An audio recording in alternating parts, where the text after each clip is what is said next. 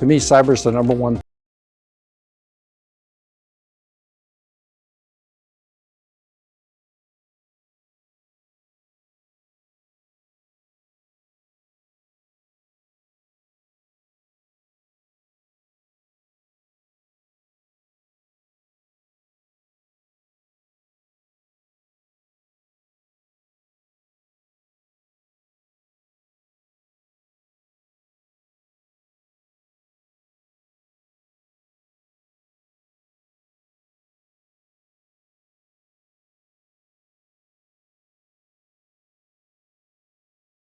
Interested in you.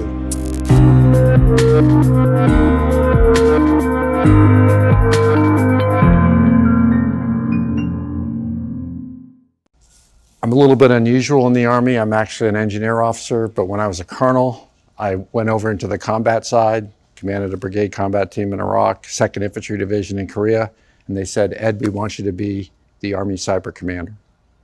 And I told the Chief of Staff of the Army at the time that I don't know cyber, it's fine, I want you to operationalize it. Okay. And I scaled it massively from a couple hundred people to 20,000 in 3 years. And moved the Army from base far in last place in the Department of Defense to where it dominates today, and put a lot of things in place for that.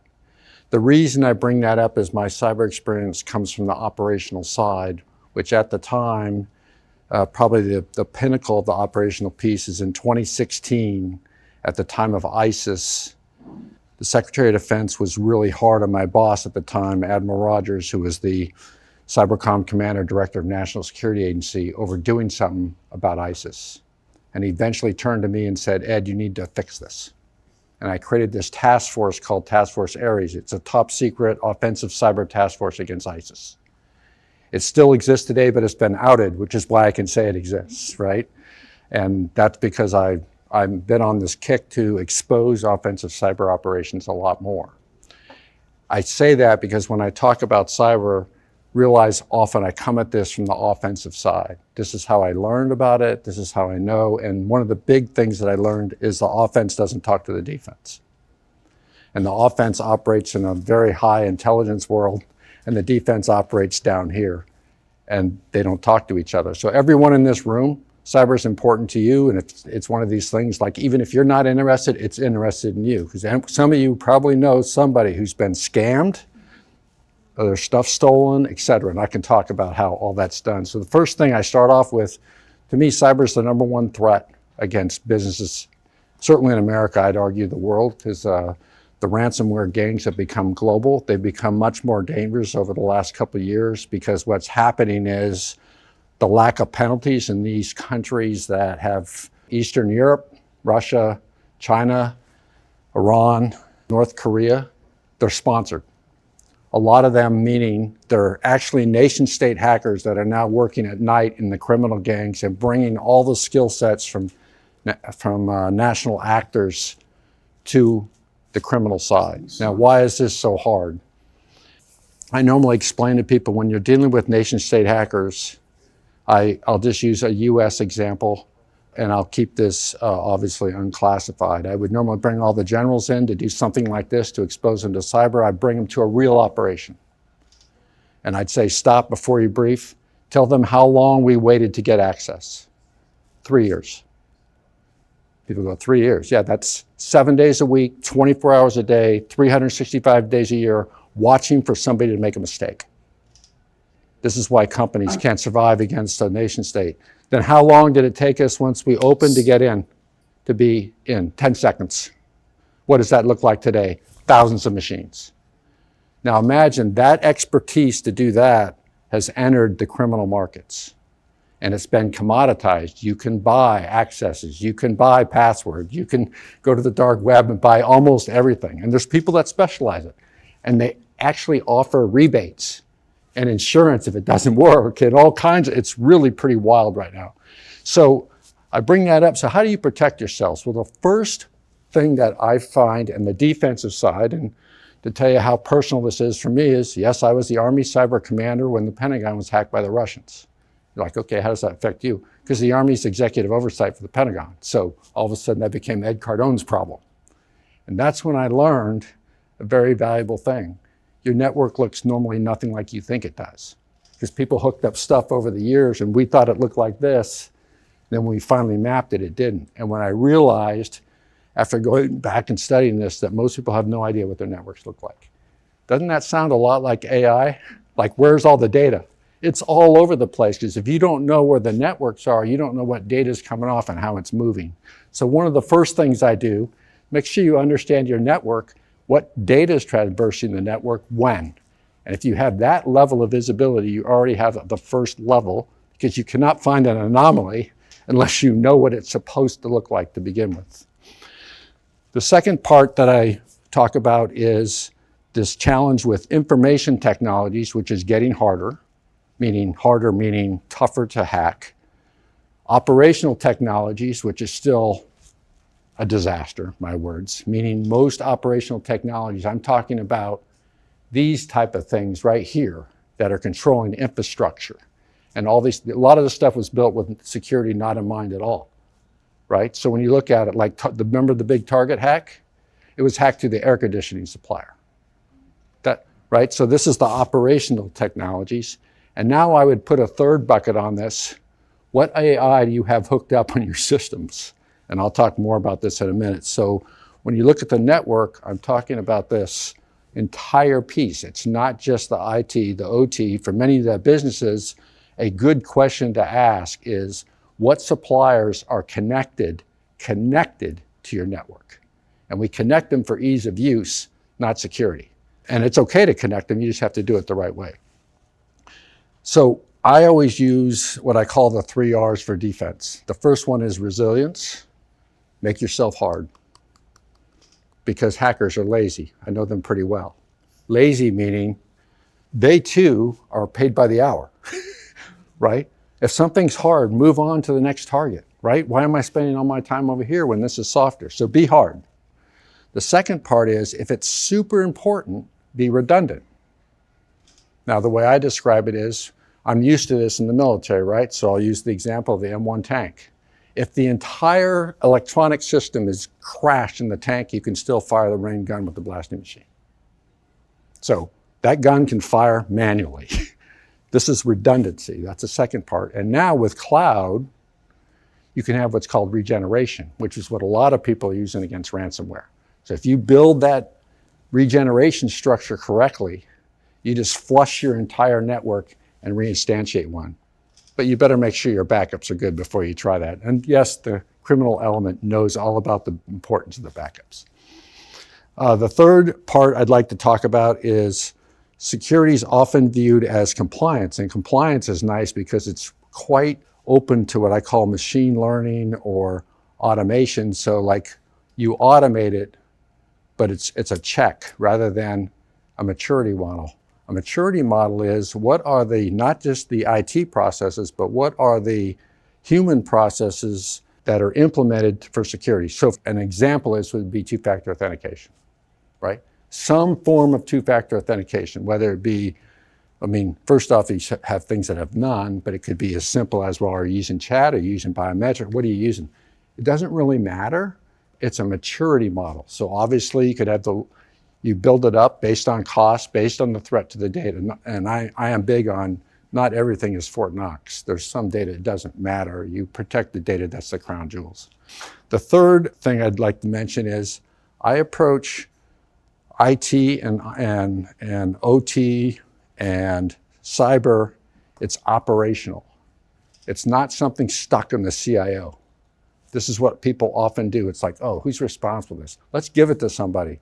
The CIO is responsible for this piece, but cyber crosses it all. So for offensive cyber, we have a little saying, you first try to hack the IT. When you can't hack the IT, you hack the person. You're like, how do you hack the person? Phishing. Works, by the way, works brilliant. It's not as hard as you think. And then if you can't hack the person, then you have to hack the facility. Okay, but that's the methodology that most of the time is used. So I bring this up, if you think about it that way, if you take your network and then you go on the outside and look at it or think about it by looking, okay, the whole phishing, all this stuff here, that's a HR piece. You have a CIO piece. you have physical security. None of those people, these are stovepipes. They only come together.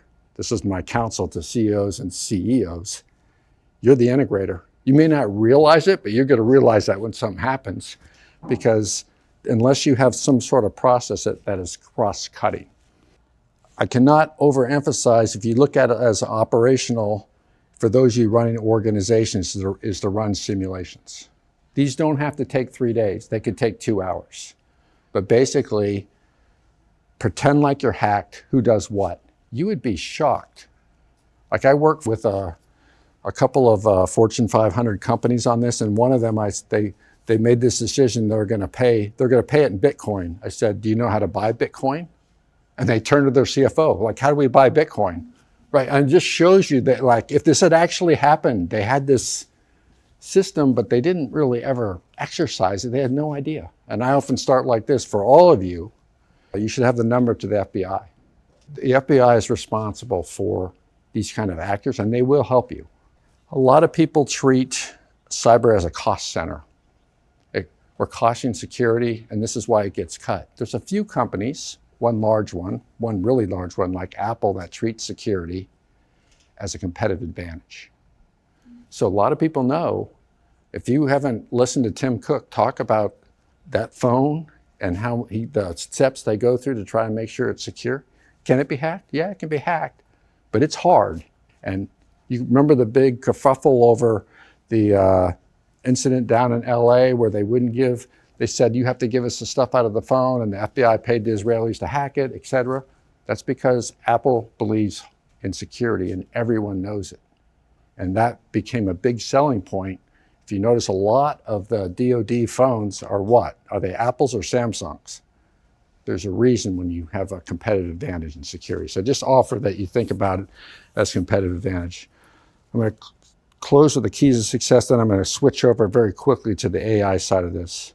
So for me, the keys of success is, first is education.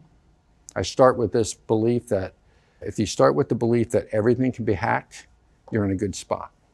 Because when all of us, many of you probably have experienced this, I myself as well, it's identifying that something's wrong. It's identifying the anomaly. Once the anomaly is identified, everything springs into action. But if you can't identify the anomaly, it's a real problem. And if you think about it, for the United States of America, the most recent problem was Volt Typhoon and Salt Typhoon. Volt Typhoon meaning Chinese hackers in U.S. critical infrastructure. This is the power grid.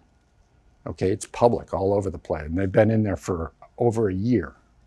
And they were in Salt Typhoon is they hacked the telecoms of the United States. And they're in there, and that's over wiretapping. So, and they were in there for months before we figured this out. So it's anomalies. So the first thing is education. Second thing is a maturity model. Third thing is the operational approach. I talked about simulations, and I talked about a cost center. Now, everything I just talked about, I didn't talk about AI. So AI is, for me, it's dual use. So first, it's going to really help out the defense. It's because what AI is used for a lot is coding. And it works really well for low and mid-level coding. Not so great yet at high-level coding. It's getting there, but it's not there yet. But what this means is the networks are going to get better and better at the bottom because of AI. I firmly believe that.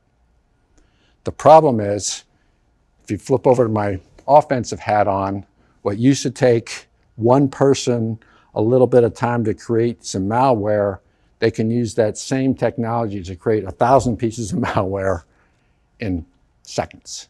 Okay, so there's going to be this fight, but it's going to, I think for a while, it's going to improve the defense a lot faster than the offense. I do want to make one point here. You know how you hear this thing about the offense has the advantage, it's so much better? I can tell you right now, offense is really hard. Okay, don't let anybody tell you this is easy. I mean, you're talking to someone who's done this. I'll tell you why. Imagine this. Unless you care about not being caught, like you're in Eastern Europe somewhere, but if you care about getting caught, the first problem is your first mile. So you got to get out. Like if your hacker is sitting in this building right here, he doesn't want that traced back to the building. The FBI will be knocking on the door, right? So it has to go through some sort of process to get out into the internet. And then they normally go around the world like 4 or 5 times through routers and switches all over the place, right? And then I describe it like, imagine this city here. You come up to an intersection, pretend the intersection is a router or a switch. You got to get through that. If they update the switch, you might not be able to get through. You update the router, might not be able to get through. You get to the box, the computer, the phone. Oh, shoot, it hasn't been updated. Believe it or not, that's sometimes a problem. You get there, your stuff is built for 18.3 and the phone's on 16. Won't work. I mean, so I'm just saying it's not as easy as you think. What they have the advantage of is what I said earlier. Time and place of their choosing, that's their advantage. So AI on the offense, you have this problem. And going to your point about anomalies, I think AI done properly, there are terabytes, petabytes of data coming off the IT systems that are never looked at. Well, now with AI, we can look at this, we can identify an anomaly, and we can do something about it. Once you find the anomaly, you're off to the races. A big problem is if you're not monitoring, you identify an anomaly and you want to go back in the data, if there's no data to be found, you don't know. You're done. And so that's the importance of logging. So because we have machines now that can, we can store massive amounts of data, we have the compute, and now we have the models that can operate on top of this, I'm optimistic on the future. But just remember AI has been around a long time in the military. Smart weapons, which every company has, those all have a form of AI in them. And I think this is going to continue to evolve rapidly in this space. And with that, I'll stop because I want to have a little bit of time for questions. Yes, sir. So historically, a hacker could take time to kind of probe and understand the target. And I'm imagining in the future, you don't get a lot of chances to make a mistake. Is that something you see coming, where these systems become so hard on the defense side that a hacker they just make one mistake and they're essentially taken off the network? Yes, I think that's coming, but right now it's not anywhere near that, right? Okay. But I think that's why I'm optimistic on that side. And then I think you're going to see, back to we talked earlier about the software bill of materials, you're going to start seeing supply chain attacks like the SolarWinds attack, where you're going to see them attack like you all have this, right? Apple update, hey, I have an Apple phone, right? Hey, time to update your phone. What do you do? Do you look at that, or do you ask the internet if it's any good? No, you just update, right? Well, it could be an update that wasn't so great, right? Yeah. So I think you're going to start seeing there's always a reaction to this. So I'd say always keep an operational mindset and always flip it around to this. But this is why I'm optimistic that the defense is finally going to get a lot stronger. Was there any major issue with you going in to start to build an operation that required technical understanding on did you get any pushback? Was there any issues with I had the technical massive people? pushback, but I had massive pushback because there's this vision of a soldier, and like we had a lot of problems in the beginning getting hacking at scale, right? And so the way that I solved this for the Army, I took advantage of opportunity and we created what's called a branch. So we have like infantry and tankers, which is armor and field artillery, cannons and missiles. There's one for cyber. And what that allowed me to do at the time, since it was under my watch, is now I got all 6,000 of them and they belong to me. And now I could control their progression. And then I could find the real hackers, which is pretty easy to do because it works like this. Hackers are motivated by, we talked about this morning. In fact, you brought it up, right? I always say, you can have $500,000 or you could be known for the 0 day. Which one do you want? And they'll pick this every time. And that's how you know you have a real hacker, right? And so So that's one. And then the other thing that had to happen, and I was able to do this with Ares, only because my boss was under so much pressure at the time. Because I have two bosses. I have the Chief of Staff of the Army and I have the Cybercom Commander. This is the Cybercom Commander who works directly for the Secretary of Defense. I created an organization that was optimized for this. So it doesn't look anything like a traditional military organization. And then that has been so effective, it's been used for every group after. The election security group, the Russia group, the Iran group, it's been wildly successful. And it's built to harness the power of ideas from the bottom. I did a little NPR thing, and they got this idea from a PFC, so this would be, like 20 levels below me? And people are like, you were talking to a PFC? I don't care who I talked to, I just want competence. And that was a great idea, and we put that in place. And it, at the time, was the largest cyber attack in history for the United States. So. The rate at which we are building AI applications, AI processes, AI products is very rapid, right? So any application build, you can have 100 ways of exploiting it. So how many organizations in the world are thinking security first and then build application, or security along with the application? You see, this is a problem which I see. And most of the startups do not do this. They don't think of what kind of security exploitations can happen to what they're trying to build now. Yeah. And I am worried about that there may not be a perfect answer to it. It could be a food for thought, or a thought in progress, or it could be something where there is a framework already established. I don't know. I'm just asking. It's not already established. Well, I'll take my first stab, and I'd be curious of you. It's not established all the way. Yeah. But generally, the way things inside the United States, the way things are handled like this, it's over liability, right? And It's a liability, right? Yeah. Most of the companies. Most of them, right? Security is a liability. So whoever builds it, Yeah. right? And you're seeing more and more companies being sued when they get hacked over not following their procedures. And so this is also creating cost, which is causing the CEOs to get a lot more. I mean, most CEOs you talk to, cyber will be within number 1 or 2 on the risk profile for their company. So they're starting to realize they have to do something about this, and the insurance companies won't pay if that was not correct. So this is another problem that's starting to emerge because it's the way we dissipate risk, right?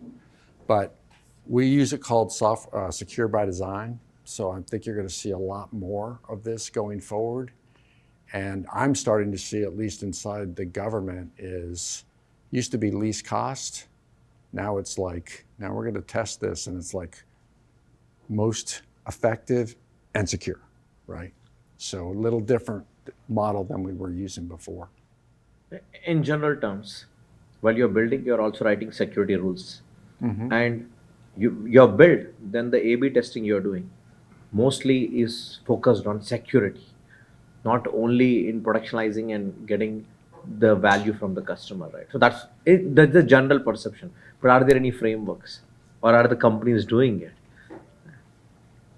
Yeah, I mean, the idea of zero trust, right? Historically, it was like the idea was always perimeter defense. Mm-hmm.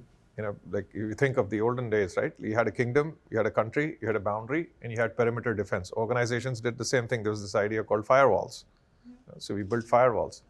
And stuff that we sent outside the firewall securely was on a secure pipe. You know, think of, oh, is this connection secure? You've watched it in movies, and essentially HTTPS, which is a secure point-to-point connection. But even then, it's going through the internet. It's going through different hops. You don't know if the provider whose hop it's going through has a router where he's going to at least keep your packets. They can copy your packets and keep them. And some people have been copying packets, like General Cardon was saying, for a long time, with either the idea that they'll use traditional compute to break it, or they're waiting for quantum compute to come in. So one day they'll break all that. Now the question is, what is the currency of the data? As in, how quickly the data becomes stale and irrelevant, and how useful is that data? But then the other part of it is the perimeter defense that you have is not the only thing. When people moved to the cloud, it was no longer their perimeter. It was the perimeter of the cloud provider. So someone could get into the data center and take all your data away, you wouldn't even know. And how did they come up with that? Because otherwise there's a liability question. And AWS would not take unlimited liability on your data ever. So how did they solve it? Right. So an S3 bucket that's misconfigured is not on Amazon.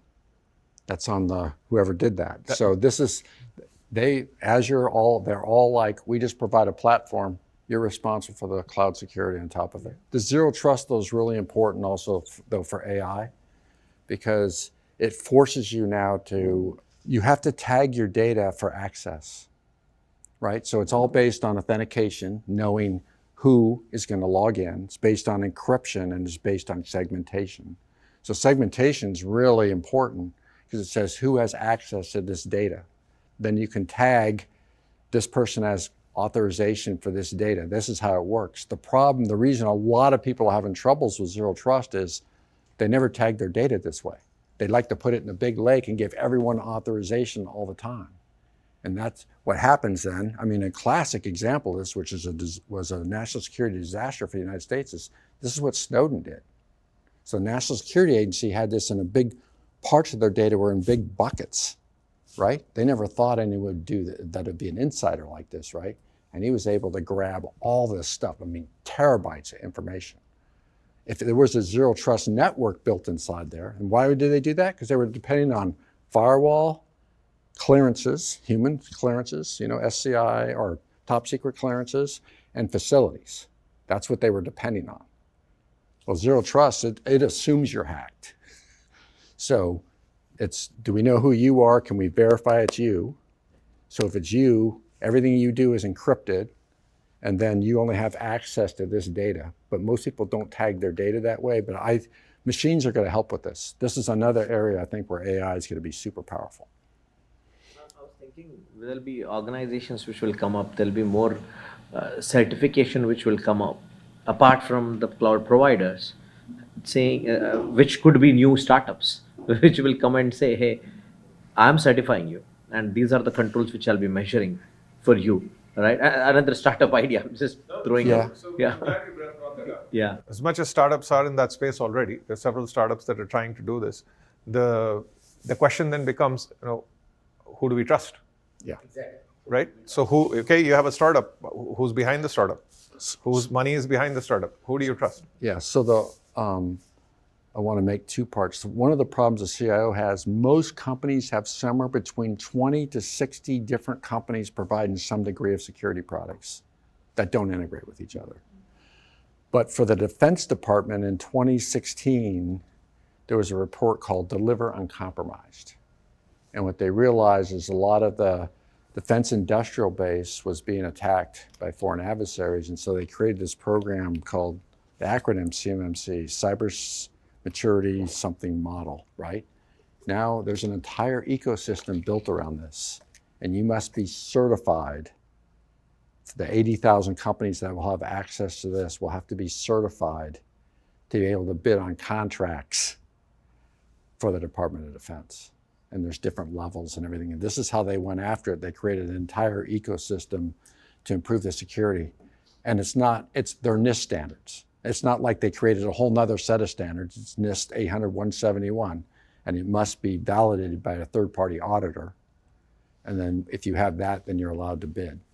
So they're already said, all the companies, they self-attest that they meet 800-171, then they sent auditors out to those companies, and you know how that probably ended, not well. I understand that is happening, but with quantum coming into picture, everything is possible. Yes. Yeah. The last thing I'll say is, when you're flying on the airplane, you should go through your phone and open up every app and see what you've given that app permission to do. You'd be shocked, because when they update, like, for example, if you use Zoom and you did not turn off the data collection on Zoom, it's collecting data off every Zoom call you're doing. You signed that away when you said, I accept. So when you're on the airplane, it's just a little toggle switch. You don't even notice it. So just go through every app and see what you've given it access to, and you'll be 100% more secure. Just a recommendation. Thank you all very much. Thank you.